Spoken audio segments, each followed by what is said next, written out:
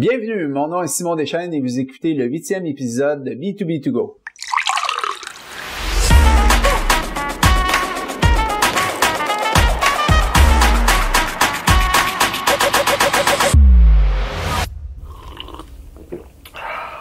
Aujourd'hui, on accueille à nouveau Pascal Bastien, expert en marketing automatisé et directeur développement des affaires pour Solutions Metrics. Merci Pascal d'avoir accepté de revenir nous voir. Donc, dans le 6e épisode, on avait parlé de l'intégration, des façons d'intégrer, dans le fond, une plateforme CRM à ses opérations, tant au niveau marketing qu'au niveau vente.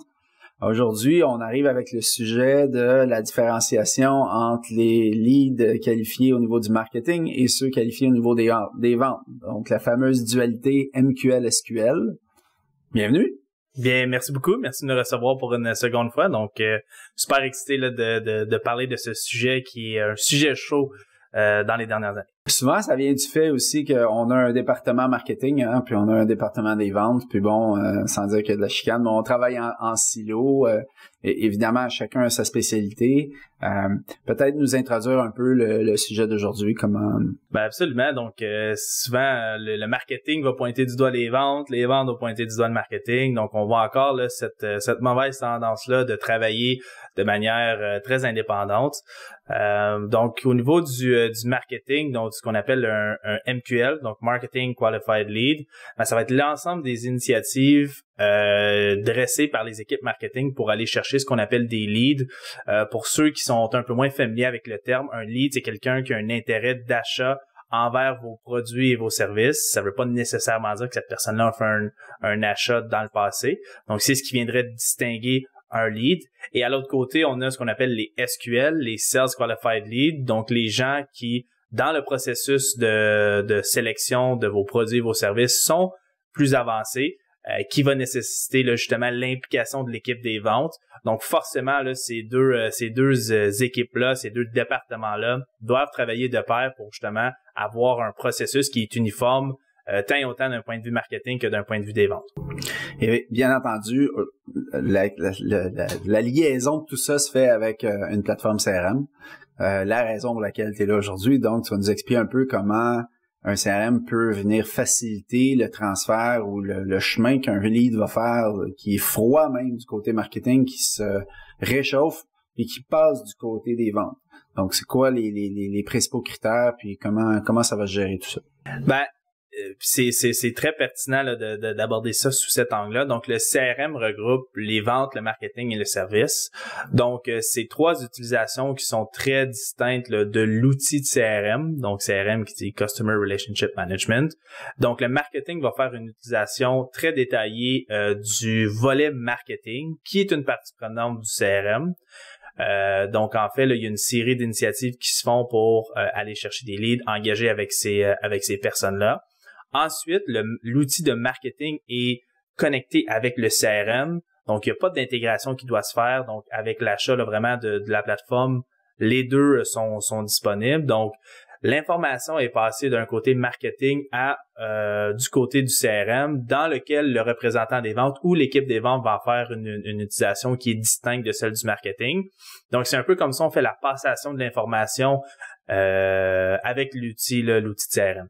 Pourquoi les vendeurs vont souvent dire les leads ça va être quoi la plus grande plainte les vendeurs vont avoir, ça va être quoi le plus grand reproche que le marketing va faire aux ventes lorsque chacun s'échange, dans le fond, joue avec les leads de un et de l'autre? Ben, tu sais, c'est sûr que là, si on prend ce contexte-là, qu'on n'a pas tous les détails, là, souvent c'est justement un manque de communication là qui fait en sorte qu'on a des petites flèches qui sont lancées d'une part et d'autre. Souvent, le marketing, ce que ça veut dire, c'est que j'ai généré un nombre X de leads qu'ils ont transféré vers les ventes, dans lequel il n'y a pas eu nécessairement de conversion. À l'inverse, là, les ventes vont pointer le marketing, vont dire « Je ne convertis pas parce que la qualité des leads à laquelle tu m'envoies n'est pas nécessairement élevée. » Donc, ça arrive souvent là que la balle est lancée là d'un côté comme de l'autre de cette façon-là. Donc, encore une fois, c'est de limiter là, les irritants entre ces deux équipes-là, de s'assurer que tant ce que le marketing fait versus ce que les ventes fait, tout le monde est dans les discussions, tout le monde est sur la même longueur d'onde. Donc, ça évite justement là, qu'on pointe le voisin du doigt. Là.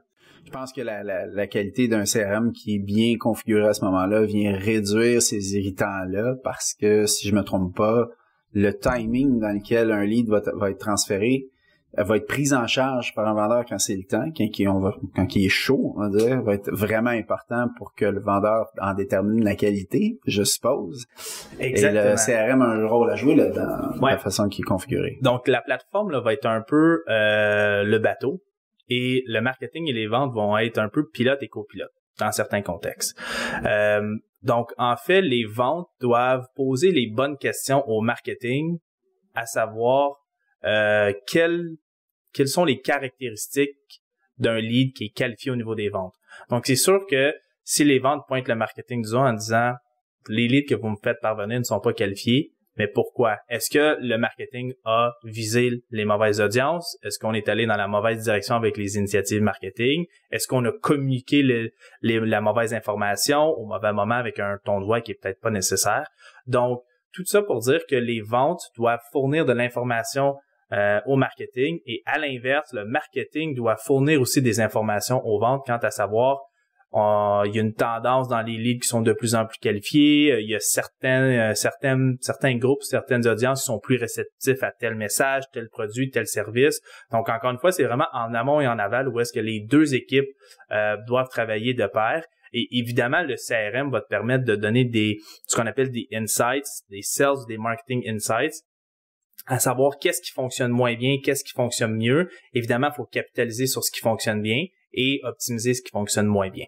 Il y a tout un volet automatisation, évidemment, dans la génération des MQL qui est faite à même le CRM. On sait que certains clients beaucoup de clients, en fait, qui sont dans le domaine B2C, qui ont des ventes en ligne, entre autres, vont utiliser des plateformes d'automatisation comme ActiveCampaign, je pense ZoomInfo, je pense à LeadFox, qui est d'ici au Québec. On sait que les CRM ont des fonctions qui sont similaires. Là, on parle aussi pas nécessairement de Mailchimp ou d'autres plateformes d'automatisation courriel. J'aimerais ça que tu nous fasses c'est quoi qui est des vases communicants? Qu'est-ce qui peut être remplacé par les fonctions marketing des principaux CRM envers ces plateformes-là? Est-ce qu'il y a un remplacement complet? Est-ce que les entreprises gardent les deux? Comment ça fonctionne? C'est un très bon point. Donc, c'est un peu un remplacement partiel. Tout dépendamment du contexte, on est en B2B, en B2C, on peut avoir besoin des infos, des logiciels, excusez-moi, tels que ZoomInfo ou Mailchimp. Par contre, en B2C, on voit une tendance qui est plus forte au niveau du fait qu'on va centraliser l'ensemble des initiatives dans l'outil de marketing automatisé. La simple raison étant qu'ils ont le genre d'entité qui est en B2C ont pas mal plus de trafic, ont pas mal plus d'initiatives médias qui va permettre de facilement aller collecter de l'information et acquérir des leads qui sont de nature MQL. Donc, on a un reach qu'on appelle qui est un petit peu plus élevé parce que le produit est probablement plus accessible ou plus en demande. Donc, un exemple pourrait être aller chez Sport Expert pour faire l'achat d'un produit X versus aller chez Solutions Metrics pour se doter d'un CRM. On s'entend qu'il y en a un qui est un petit peu plus populaire que l'autre, si on veut.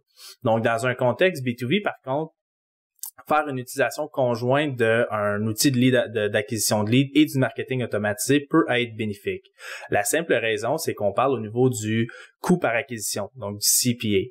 Souvent, l'investissement fait en marketing et en acquisition de lead pour le B2C peut générer un coût par acquisition qui peut être plus bas. Donc, si on investit une somme de 10 000 en acquisition de données et qu'on va chercher 10 leads, ça va nous coûter $1 par lead. Par contre, dans des industries en B2B, souvent, c'est qu'on va aller chercher un nombre de leads qui est pas mal plus faible que 10 000 pour le même investissement. Donc, si on va chercher 50, 100 leads pour un investissement de 10 000, ton coût par acquisition est pas mal plus élevé. Donc, des plateformes comme ZoomInfo peuvent aller chercher un plus grand nombre de leads et avoir un coût par acquisition qui est plus faible. Donc, évidemment, c'est sûr que d'avoir par la suite une conversion, c'est ce qui va dicter si ça fonctionne ou pas, mais c'est pour ça que j'aime dire que c'est un remplacement partiel en fonction du contexte d'affaires de nos clients.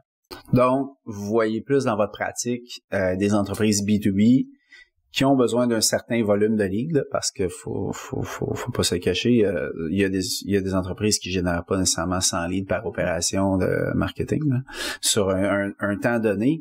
Vous voyez plus de co-utilisation dans le domaine B2B que dans le B2C, c'est-à-dire qu'ils vont garder un Zoom Info plus le volet marketing automatisé du CRM afin d'être capable de faire le transfert aussi de MQL à SQL, j'imagine. Exactement. Cette notion-là. Exactement. Puis encore une fois, c'est vraiment propre à chaque industrie. Il y a des industries qui sont un peu plus légèrement archaïques. Comme tu as dit, il y a des industries où est-ce qu'avoir 5 leads, c'est des performances qui vont être hors normes, qui vont être super bonnes. Mais l'important, là, c'est vraiment de se doter d'un outil de marketing automatique qui va venir se concentrer sur le après. Donc, acquérir un lead, c'est une chose, mais développer une relation avec cette personne-là, c'en est une autre. Donc, c'est pour ça que chaque outil a un peu leur utilité, mais d'avoir un mix des deux puis de commencer avec un outil qui va aller chercher un certain volume de leads, c'est super efficace, mais ensuite, il faut pas oublier qu'il y a un après, donc un outil de marketing automatique va vraiment créer là, ce qu'on appelle un one-to-one relationship, donc une relation un peu plus proximité avec la communauté du client. Qui mène cette phase-là jusqu'à éventuellement un contact direct ou pas avec quelqu'un aux ventes de l'entreprise, une relation humaine directe.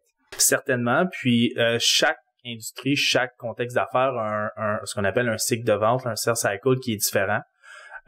Donc, c'est sûr qu'il faut vraiment cibler le moment où est-ce qu'il y a une interaction plus humaine avec une personne qui va être effectuée. Mais c'est très juste de dire qu'il y a une portion qui est faite de manière automatisée et ensuite, il y a une autre portion qui est faite un petit peu plus humaine avec une interaction là vraiment en personne. OK. Chez Solutions Metrix, je pense que vous vous occupez aussi, parce que c'est assez complexe l'automatisation marketing. C'est beau d'avoir l'outil, là, mais ça prend des connaissances aussi. Donc, il y a beaucoup de choses il y a beaucoup de champs de compétences à maîtriser. Peux-tu nous expliquer un peu c'est quoi le rôle de l'intégrateur CRM? En fait, le rôle que vous jouez, parce que j'imagine que c'est différent d'une firme à l'autre. Ce serait intéressant de voir qu'est-ce qui est couvert comme service. Est-ce que on a l'outil, on sait comment ça marche, puis après ça, il faut tout faire nous-mêmes? Ou? Mais contrairement au CRM, le marketing automatisé est un petit peu plus intuitif à utiliser. C'est des termes ou souvent des initiatives que il y a plus de gens qui ont eu l'occasion de couvrir que de vraiment utiliser un CRM et l'ensemble de ses fonctionnalités. Donc, utiliser l'outil en soi, c'est pas sorcier, c'est très facile à comprendre. Il y a un certain degré de formation qui doit être effectué, là, ça c'est certain.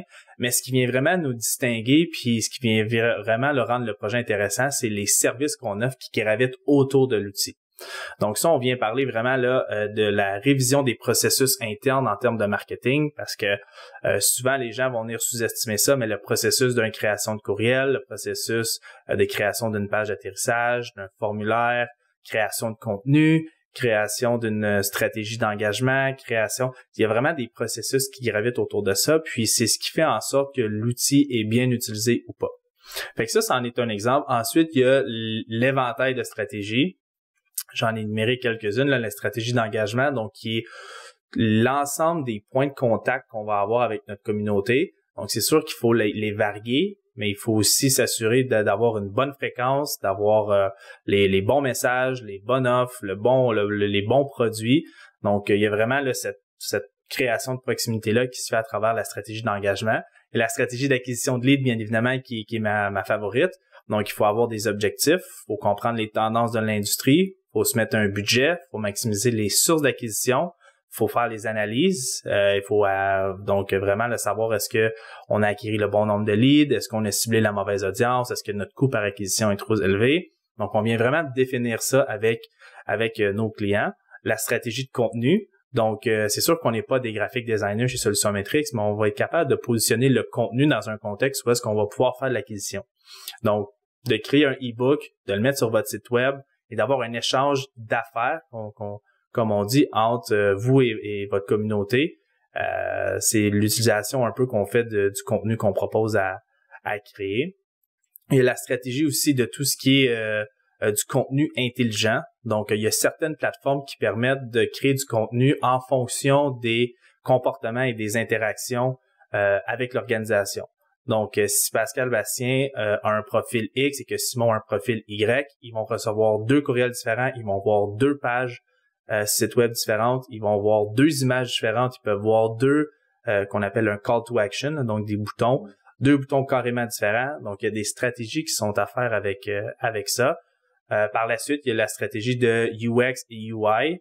Donc, le parcours client en ligne et l'interface en ligne. Donc, comment est-ce qu'on peut maximiser les sources d'acquisition sur le site web, s'assurer que c'est mobile responsive, donc que la page apparaît bien en mobile. Donc, c'est vraiment le genre de service qu'on offre qui gravite autour de la plateforme qui va être bénéfique pour nos clients.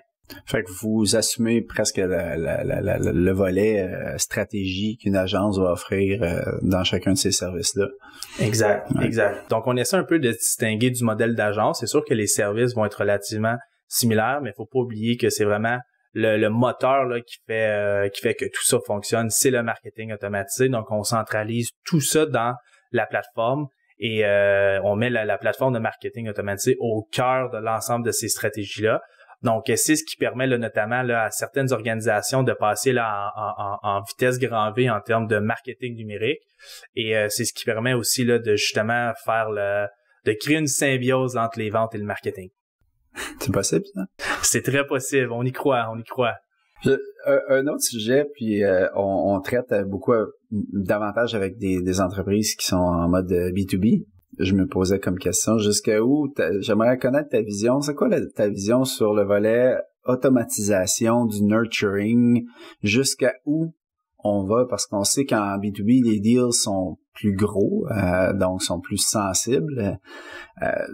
J'aimerais voir c'est quoi les tendances que tu observes. Puis surtout pour des deals qui sont quand même substantiels. Là. On regarde à on va dire 50 000 et plus, soit en service, soit en produit. C'est un très bon point. Comme tu l'as dit, le cycle de vente est vraiment propre au contexte d'affaires, à l'industrie, aux produits, aux services qu'on recherche.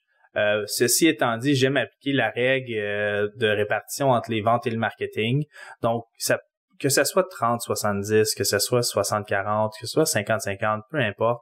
L'important, c'est de comprendre qu'est-ce que qui est automatisé et qu'est-ce qui ne l'est pas. Souvent, ce qui va être automatisé, c'est tout le volet marketing. Donc, c'est sûr qu'il y a des initiatives qui sont mises en place avec l'utilisation de l'outil de marketing automatique qui ne nécessitent pas nécessairement de contact humain. Par contre, il faut que les ventes et le marketing soient sur la même longueur d'onde, à savoir à quand exactement est-ce qu'il y a une passation qui se fait entre le marketing et les ventes. Et c'est à ce moment-ci que le volet automatisé prend fin. Donc, il y a le cycle de vente qui peut être d'une durée de une année, par exemple. Il peut y avoir un 6 mois qui est fait par le marketing automatisé et l'équipe marketing de manière automatisée, encore une fois. Et une fois qu'il y a un événement ou une interaction ou vraiment un comportement qui est généré de la part du client, c'est ce qui va déclencher le fait qu'on transfère ça vers les ventes et c'est là où est-ce que le côté humain embarque. OK. Il y a beaucoup de fonctionnalités associées au CRM du volet marketing. Ça représente des courbes d'apprentissage souvent quand même impressionnantes. De plus en plus, on a accès à des plateformes qui sont de plus en plus simples. Je pense juste à des outils qui n'ont pas du tout rapport avec un CRM, mais comme Canva, par exemple, pour tout ce qui est design graphique. Même, il y a de l'animation qui est facile là-dessus. C'est rendu on n'a pas besoin d'avoir une formation en design graphique pour aller là. Il y a une tendance qui est du low-code même pour les CRM, si je ne me trompe pas. Est-ce que c'est un facteur qui détermine des fois le choix qu'une compagnie va faire d'une plateforme ou d'une autre chez vous? Définitivement, ça peut être assez imposant et effrayant l'implémentation d'un logiciel, le Customer Relationship Management de marketing automatisé. Souvent, les gens, quand on a une solution TI, ils voient les nombreuses heures de coding ou la complexité de l'utilisation ou de configuration de l'outil. Donc, il y a certaines plateformes qui ont compris cet enjeu-là et qui ont bâti des outils qui favorisent l'adoption utilisateur. Parce qu'on va s'entendre, un projet de marketing automatisé et un projet de CRM, le principal facteur de succès, c'est est-ce qu'à la fin, les gens l'utilisent ou pas. On entend souvent là, la fameuse phrase dire, bon, un autre logiciel qu'on rajoute par-dessus les 60 qu'on a déjà, c'est ce réflexe-là qu'on vient tenter d'éliminer par des plateformes low-code. Donc, des plateformes low-code, c'est des plateformes à laquelle c'est facile d'utilisation, c'est très intuitif, On n'a pas besoin d'avoir de l'expertise TI ou de l'expertise en termes de développeurs pour pouvoir utiliser ou configurer la plateforme. Ça limite aussi là, les irritants en ce qui concerne aussi le fait d'embaucher à l'interne une série d'experts pour maintenir et optimiser cette plateforme-là. L'objectif du low-code aussi, c'est de mettre un outil entre les mains de nos clients qui, eux, auront la flexibilité et la possibilité de la maintenir. Donc, on vise un certain niveau d'indépendance. C'est sûr qu'à un certain point, quand il y a des demandes qui vont au-delà des configurations de base ou même parfois des configurations avancées, ben tu sais, les intégrateurs comme Solutions Metrix, on reste là à titre de support. Mais le low-code, là, c'est vraiment quelque chose qui, à l'avenir, va venir un peu chambouler l'industrie. Et il y a certains joueurs là qui vont miser beaucoup sur ça dans les années à venir pour se tailler une place là parmi les grands de ce monde. C'est intéressant. Tantôt, on parlait de campagne marketing, on parlait de fonctionnalité marketing. On est toujours dans le MQL, SQL, mais on sait, le nerf de la guerre, c'est générer des nouvelles opportunités, peu importe le type d'entreprise. On parle du volet B2B, générer des leads, c'est de plus en plus difficile, il y a beaucoup de bruit, ça demande des compétences de plus en plus importantes. Faut gérer, faut pas tenter d'aller trop vite, faut avoir il y a certaines phases d'acquisition, de nurturing, ensuite d'engagement et tout ça. Est-ce que tu es capable de nous donner, puis je sais que vous offrez des services au niveau de la stratégie et tout ça, as-tu une idée, je pense que les gens se posent la question, qu'est-ce que c'est un budget marketing aujourd'hui? Parce que ça suppose de l'achat de plateforme, ça suppose éventuellement de l'achat de pub aussi, ça suppose du jus de bras à l'interne, des compétences internes, des compétences externes. As-tu une idée en termes de pourcentage, d'ordre de grandeur et tout? Absolument. Ben, c'est sûr que si on prend en considération un projet de marketing automatisé, il y a l'implémentation, les frais d'implémentation qui vont être majoritairement sur l'année 1. Aussi, il y a le frais des licences qu'il faut ajouter à ça, qui est un frais récurrent qui est à travers le temps. Donc, le modèle de coût pour ce genre de projet-là, c'est par contact marketing actif. C'est bien important le mot actif parce que on ne paye pas pour une personne avec laquelle on n'engage pas. Donc, si la personne n'ouvre pas vos courriels ou quoi que ce soit, ça ne fait pas partie de vos contacts de marketing actif. Il y a aussi tout le volet publicité payante qui malheureusement est hors d'un projet de marketing automatisé. Donc, pour vous faire un peu une synthèse ou un portrait de ce à quoi ça ressemble, il y a le projet d'implémentation avec l'ensemble des stratégies qui sont à revoir, optimiser ou même bâtir, qui peut varier de 25 à 150 000. Parallèlement à ça, il faut mettre souvent un budget média, mais encore une fois, ça dépend des priorités de l'organisation. Ce qui est important, c'est, je veux pas qu'on se concentre sur le montant qu'on investit, c'est sur le retour qu'on va avoir sur cet investissement-là. Parce que Simon, je suis convaincu que si vous me donnez 1 million puis je vous garantis un retour de 1,5 million, vous allez être content, vous allez me donner 3 millions, vous allez me dire, redonnez-moi-en 6. Mais c'est un peu la même logique en marketing automatisé. C'est comment est-ce que je peux investir un montant de départ initial sur une année et à quand je vais pouvoir rentabiliser cet investissement-là et faire du profit. Donc, c'est un peu comme ça que j'aimerais que les gens voient le budget. Ce n'est pas un coût, c'est un investissement qu'on fait dans le temps. Donc, c'est vraiment en fonction là aussi des priorités de l'organisation. C'est important de noter que chez nous, tu sais, tant on a un projet de 25 000 qu'un projet de 50, 75, 100 000 et plus, ben nous, on a les stratégies et l'expertise pour vous soutenir. Donc, il n'y a pas de bon et de mauvais budget. Parce qu'on voit souvent, on voit souvent, en tout cas, dans le monde B2B encore une fois, puis même dans certains clients qui ont du B2C où il n'y a pas nécessairement de budget qui sont déterminés au niveau marketing.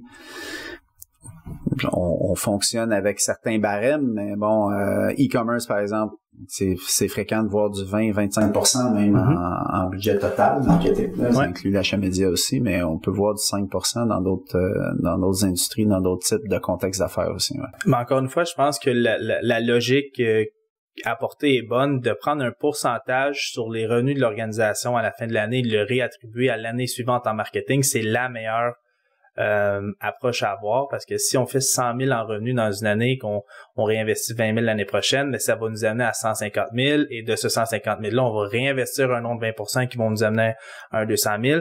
ainsi de suite. Donc, souvent, c'est ce qu'on recommande fortement de faire en termes de gestion de budget marketing.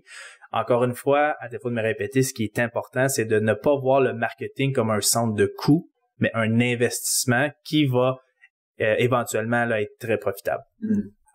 Pour terminer notre échange d'aujourd'hui, je pense qu'on a commencé sur la dualité MQL-SQL. Il y a une question de collaboration entre les équipes de travail des ventes puis du marketing. Mais aujourd'hui, on a parlé beaucoup plus de marketing en termes d'acquisition de nouveaux leads que de prospection pure et dure au niveau des ventes. As-tu encore de la place pour ça dans un environnement où il y a beaucoup d'automatisation? Assurément. Encore une fois, d'avoir une interaction interpersonnelle, là, c'est toujours quelque chose qui est très encouragé. Par contre, ça vient un peu s'intégrer dans le processus de vente complet. Donc, par exemple, le marketing va commencer à 0 à 20%, par exemple, et les ventes vont prendre possession à 25%. S'il y a de la prospection qui est faite par le vendeur, toute chose reste pareille. C'est simplement que le cycle de vente va commencer un peu plus tard que si on avait commencé avec le marketing, mais d'avoir une cohérence là, entre la prospection faite par les vendeurs ainsi que celle par le marketing, c'est ce qui va permettre d'avoir un parcours de vente et une expérience de vente qui est uniforme à travers et le marketing et les ventes, et c'est ce qu'on encourage tout le temps là, chez Solutions Metrix. L'utilisation d'un CRM qui est bien configuré va permettre aux vendeurs de constater qu'un lead après lequel était déjà dans le système, était déjà dans un lead qualifié au niveau marketing. Assurément. Donc, tant les ventes que le marketing ont accès au même genre d'informations. Donc, c'est une base de données qui est centralisée. Donc, l'information là est au même endroit. Donc, c'est vraiment aussi facile de voir les interactions qui ont été faites d'un point de vue marketing dans le passé par le vendeur, à savoir où est-ce qu'on commence avec ce lead-là. Et même principe avec le marketing. Donc, on n'enverra pas un courriel de bienvenue à quelqu'un qui a déjà eu une interaction avec un vendeur. Donc, encore une fois, c'est que si le processus est bien configuré et discuté à l'interne entre le marketing et les ventes, ben, ça peut qu'être bénéfique là, pour la personne qui entre dans ce processus-là. Ben, merci beaucoup, Pascal. Je pense que ça conclut le sujet d'aujourd'hui. C'était vraiment très intéressant de discuter de ça avec toi. Ça fait plaisir. Au plaisir de te revoir peut-être une autre fois. Qui sait, il y a plein d'autres sujets qu'on pourrait aborder avec qui a pour centre, l'épicentre, la plateforme qu'on utilise, en l'occurrence le CRM. Assurément. Merci beaucoup. Merci. Merci de nous avoir rejoints aujourd'hui. Comme à l'habitude, mon équipe vous a préparé un aide-mémoire des principaux sujets abordés dans l'épisode d'aujourd'hui. N'oubliez pas de vous abonner à notre infolette en vous rendant sur notre site internet au oxb2b.com/podcast afin de vous inscrire et d'être notifié pour notre prochain épisode et aussi recevoir notre aide-mémoire de l'épisode d'aujourd'hui. Merci, à la prochaine!